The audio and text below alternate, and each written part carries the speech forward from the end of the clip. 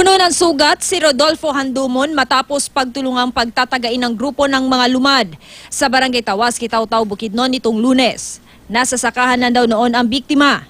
Nasaksihan pa mismo ng asawa at anak nito ang pagpatay kay Handumon. Bukod gid nga nagbabag sila ilang gitabangan gani. Wa gyud abdan.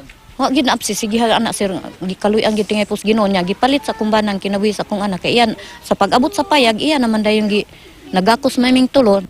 Ayon sa kapitan ng barangay, nadaanan lang ang biktima ng mga lumad na nagsasagawa raw noon ng pangayaw o tribal war.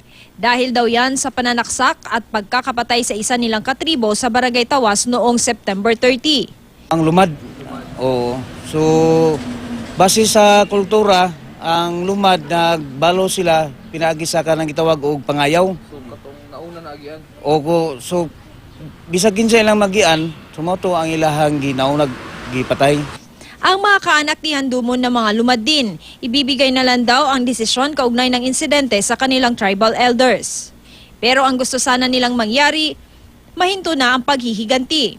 Amo nang gikuan sa tribal nga kani amo nang sayon putulon namo ang kaning kagubot ikuan namo nga malinaw na magpahusay lang ni party sa amo nga igsuon nga gipatay nila nga walay sala.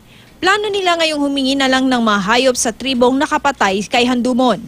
Upat ka kabayo, kalima ang kabaw. Para kini sa kabaw, dito sa mga bata ni Dorpo. So sa tradisyon na gyud kustombre na gyud sa lumad kaning pangayaw. Naagi na.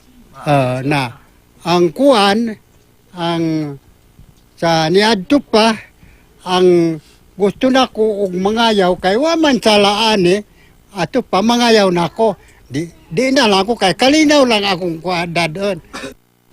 Dahil sa pangayaw ng ilang tribo, pati mga walang kinalaman sa apat na barangay nadadamay.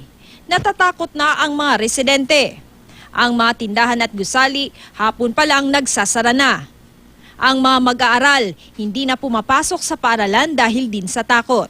Kung wala mo kailan na bata, wala lang sapod na magipugos. Pero kung manis sila din hiya, lang po dahil i-secure nga, safe sila diri sa school. Mas hinigpitan na ang seguridad sa mga barangay. Nagdagdag na rin ng puwersa ang mga otoridad at naglagay ng mga checkpoint.